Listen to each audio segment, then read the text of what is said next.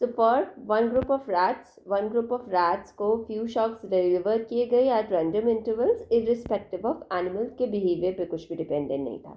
लेकिन second group of rats के लिए देखें equal number of random shock उनके लिए भी scheduled थे, but each shock was delivered. Her shock तब दिया गया immediately after subject made a response. Now this study therefore allowed a comparison of non-contingent shock and response contingent shock.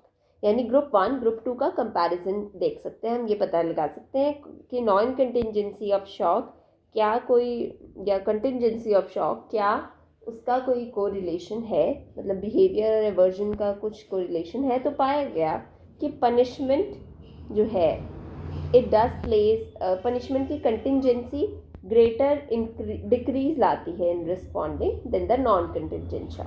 Right. पाया क्या गया इस रिसर्च में, चर्च ने ये पाया कि modest level of response suppression देखा गया ड्यूरिंग द नॉइस ग्रुप 1.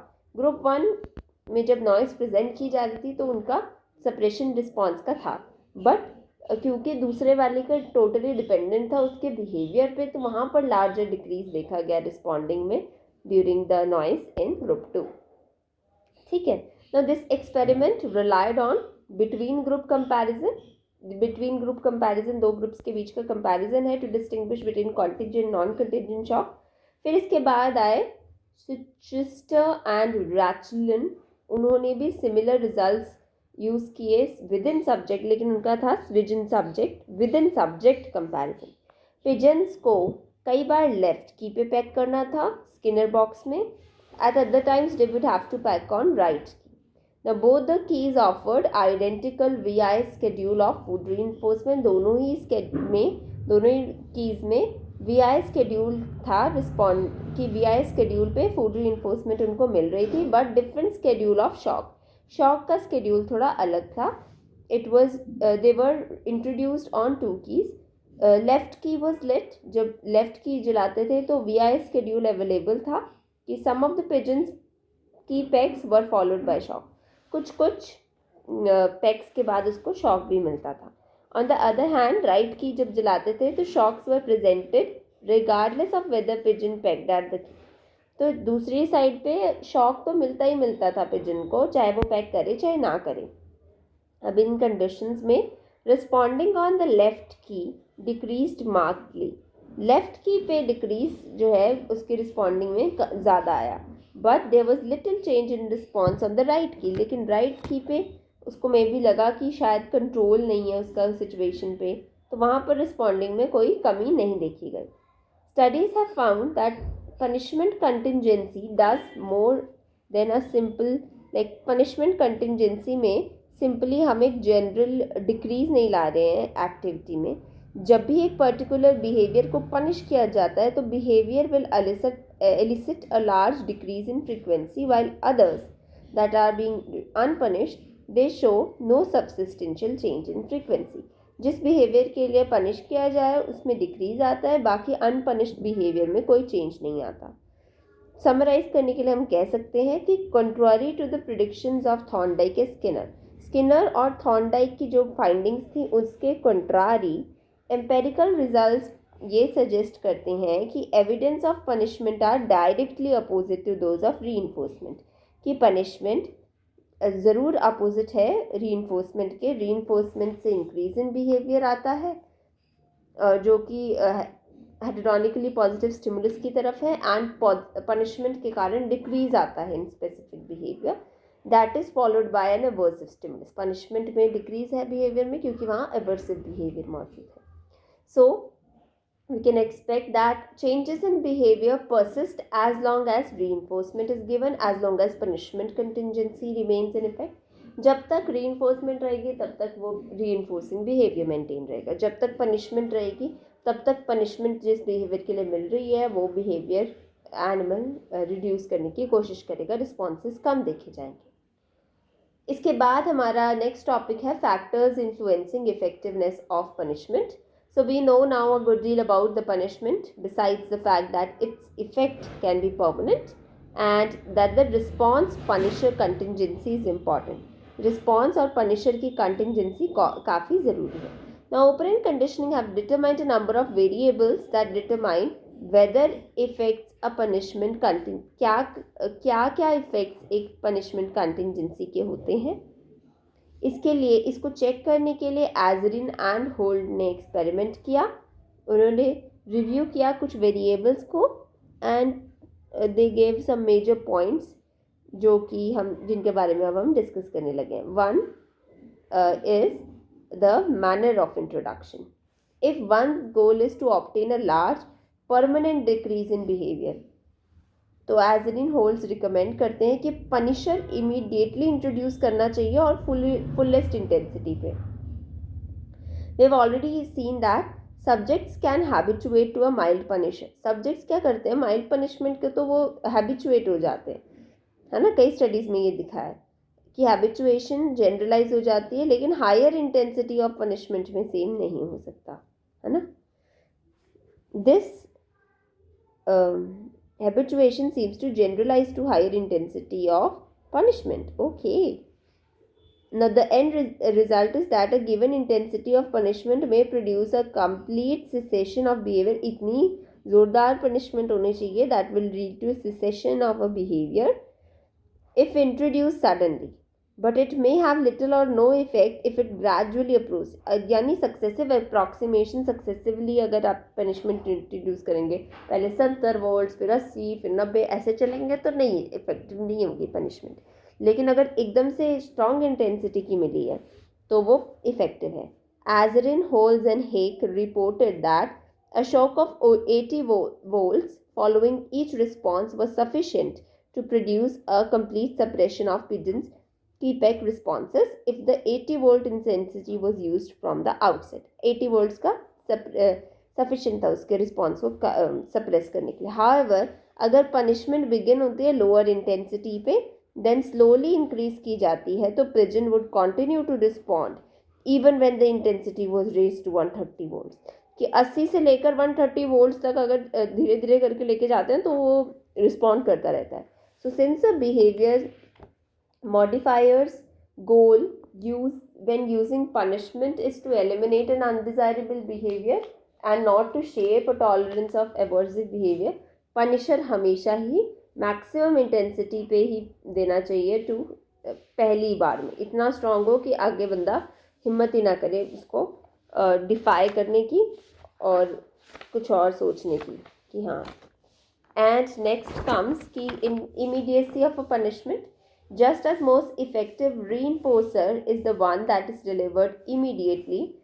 जैसे ही आप देखते हैं कि most effective reinforcer दिया जाता है operant response को maintain करने के लिए, punisher में भी immediacy होनी चाहिए. A punisher that immediately follows a response is most efficient in decreasing the frequency of a response.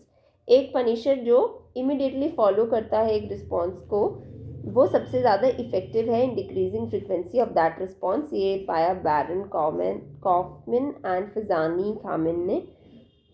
Now Baron studied the behaviour of rats who were responding on Sidman's avoidance task. Basically some of the rats avoidance responses were punished in the shock, but in different conditions. The delay between a response and punishment was varied between Sidman avoidance task में rats के punishment का time vary करता था 0 to 60 seconds. ठीक है. बैरन ने क्या किया, he obtained an orderly relationship between punishment delay and response rate. उन्होंने देखा कि पनिशमेंट की डिले में और रिस्पॉन्स रेट में एक रिलेशन है. The more immediate the punishment the greater the decrease of responding. जितना जल्दी, जितना इमीडिएट होगा पनिशमेंट, उतनी ही डिक्रीज देखी जाएगी रिस्पॉन्डिंग में.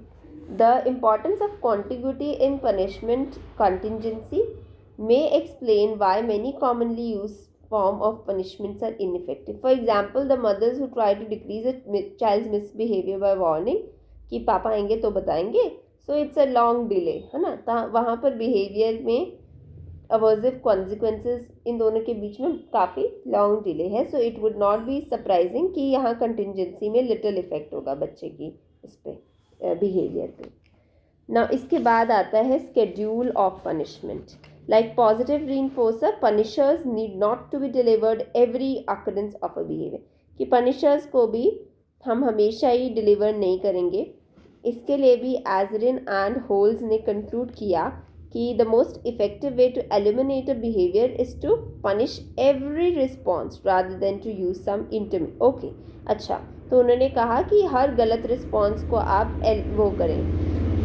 You have to punish every response, right? Intermittently नहीं, every response should be punished. Every bad response, every bad behaviour should be punished.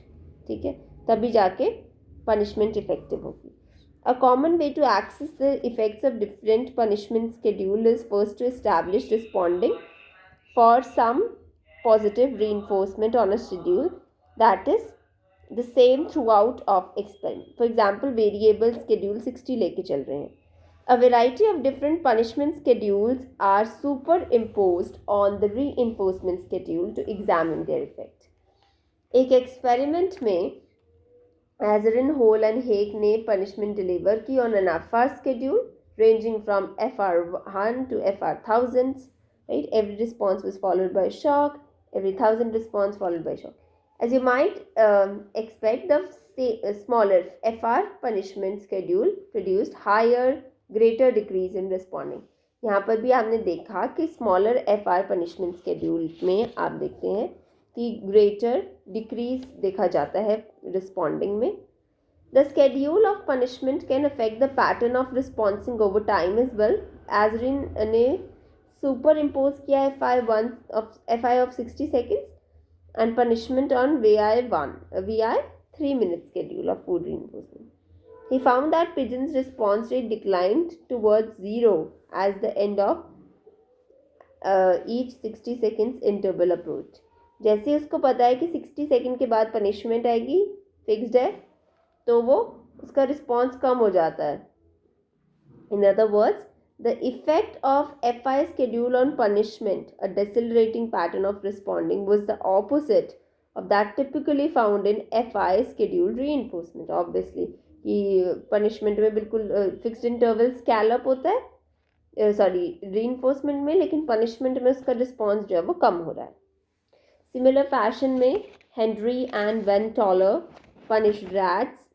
इन्होंने रैट्स को पनिश करके देखा, लिवर प्रेसिंग देखी उनकी on an FR20 and found response rate decrease होता है 20th response जैसे ही अप्रोच करने लगता है. ठीक है, रिस्पॉन्स रेट इंक्रीज हो जाता है आफ्टर ईच शॉक वॉज. जैसे ही शॉक मिल गया तो उनके रिस्पॉन्स रेट बढ़ जाते हैं. This pattern is also the opposite of that was produced by FR schedule. Stop and go pattern नहीं है, यहाँ गो एंड स्टॉप पैटर्न है. ठीक है, there is a pause after each reinforcer is delivered यहाँ पर. ठीक है, नहीं यहाँ पर नहीं, यूजुअली हम पॉज लेते हैं ना, स्टॉप एंड देन गो होता है, बट यहाँ उल्टा पैटर्न है. ऐसे ही गैल्बिका ब्रांच, इन दोनों ने देखा कि certain lengths of inter-response time could be decreased through punishment. When long IRTs were punished, monkeys produced fewer longer IRTs, and when shorter IRTs were, अच्छा, जब लॉन्ग IRTs को आप पनिश कर रहे थे, ठीक है, तो लॉन्ग IRTs जो है वो मंकीज़ ने कम प्रोड्यूस किए, शॉर्ट IRTs ज़्यादा दिखाए. Now this results parallels the studies showed that certain duration of IRTs can be increased through selective reinforcement. These and other studies on schedules of punishment bolster the argument that punishment is opposite of reinforcement in its effects on behavior. When a particular reinforcement schedule produces accelerating response pattern, reinforcement schedule accelerate करते हैं response को, same schedule of punishment decelerate a pattern, while reinforcement produces pause and then response, punishment produces response and then pause pattern. Where reinforcement increases the IRTs, reinforcement से IRTs बढ़ते हैं, punishment से decrease होते हैं.